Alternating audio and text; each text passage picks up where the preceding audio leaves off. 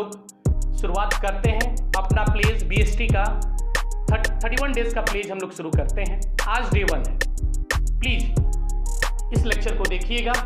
ये CBSE exam जो 9 जुलाई 2020 को होने वाला है पूरे कोर्स को खत्म करेगा।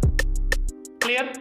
लेट ना करते हुए, टाइम को नुकसान ना करते हुए हम डे 1 का लेक्चर शुरू करते हैं। सबसे पहला chapter nature and significant of management, इसको हम लोग डिस्कस करेंगे। इस चैप्टर में सबसे पहले हम लोग को पढ़ना है व्हाट इज मैनेजमेंट। मैनेजमेंट किसको बोलते हैं साहब? राइट, चलिए देखते हैं।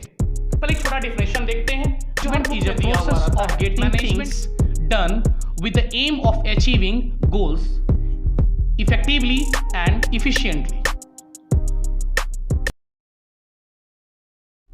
राइट, अब समय के साथ ये डिफिनेशन बड़ा हो गया।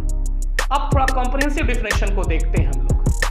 राइट, चलिए Management is the art or process of getting things done through and with people in formally organized groups by creating and maintaining such an internal environment of an enterprise in which individual working in a group can perform effectively and efficiently towards the achievement of group goal.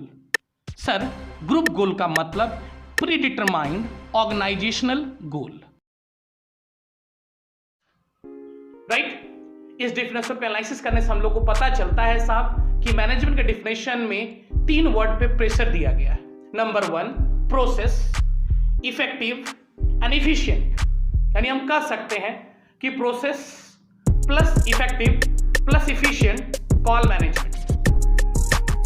सबसे पहले sir हम लोग को बताइए what is process. ठीक है, चल देखते हैं what is process. Sir process का मतलब क्या होता है? नाम से ही लगता है प्रोसेस।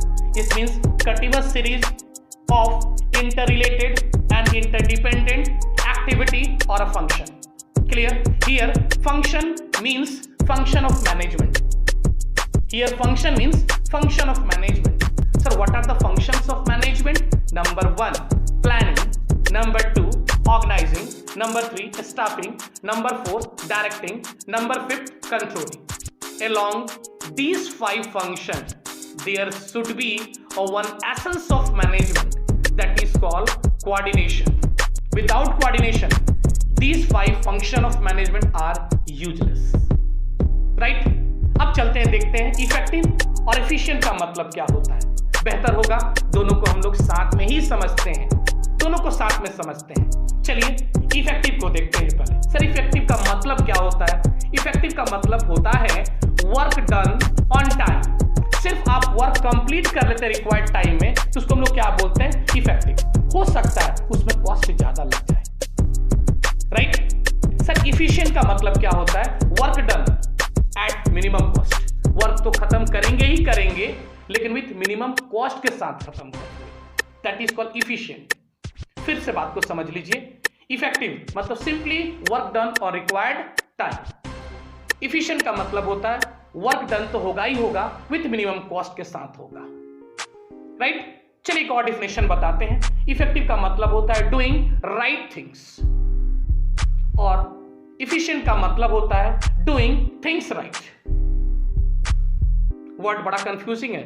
डूइंग राइट थिंग्स और इफिशिएंट का मतलब होता है डूइंग थिंग्स राइट। इफेक्टिव में हम सही चीज करते हैं और एफिशिएंट में चीजों को सही करते हैं।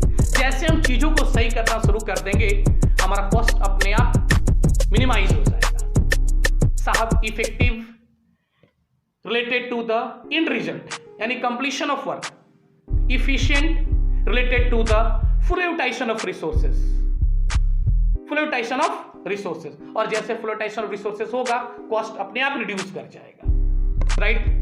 हम कर सकते हैं इफेक्टिव को effective based on time analysis, efficient based on cost analysis. तो मैनेजमेंट प्रोसेस तो है ही, साथ में साहब जो भी उस पे वर्क डन होगा वो इफेक्टिव भी होना चाहिए और इफिशिएंट भी होना चाहिए। दोनों मान के चलिए, दोनों 2 sides of the same coin. Clear? दोनों के बिना काम नहीं चलेगा। टाइम पे काम करना भी जरूरी है और मिनिमम कॉस्ट में करना भी जरूरी है। चलिए एक एग्जांपल लेते हैं और आपको समझाते हैं सर इफेक्टिव और एफिशिएंट में क्या डिफरेंस है। हम लोग सारे बच्चे क्रिकेट तो खेलते ही हैं। चलिए क्रिकेट का एग्जांपल लेते हैं। केस 1, पहला प्लेयर को हमने भेजा, उनको टारगेट दिया गया जाओ बैटिंग करके आओ। तो पहला बैट्समैन गया, ठीक 1 ओवर में 6 बॉल खेल के आया और प्रत्येक बॉल पे 1-1 रन मान के आया। तो साहब 6 बॉल पे 6 रन, चलो वर्क डन तो हुआ। अब चलते हैं दूसरे केस 2, दूसरे बैट्समैन को भेजे। साहब उन्होंने क्या किया, 6 बॉल पे 6 छक्का मार के आया। साहब यहां भी वर्क डन हुआ। अंतर क्या है, साहब वो 6 रन मार के आया, वो 6 रन मार के आए, साहब ये 36 रन मार के आया। राइट, फर्स्ट वन को हम बोलेंगे इफेक्टिव है, सेकंड वन को भी बोलेंगे इफेक्टिव है, वो भी 6 बॉल खेल के आया, लेकिन इफेक्टिव के साथ इफिशिएंट भी है। क्लियर, आगे चलते हैं और एक न्यूमेरिकल सीखते हैं और आपको एक न्यूमेरिकल्स बताते हैं और क्लियर के लिए। A manager is asked to produce 100 units of a product per day at a cost of ₹10 per unit.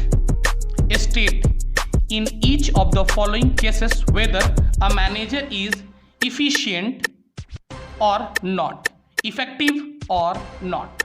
Case 1. If we produce 100 units per day at a cost of ₹11 per unit. Case 2 देखिए, if we produce 90 units per day at a cost of 10 per unit.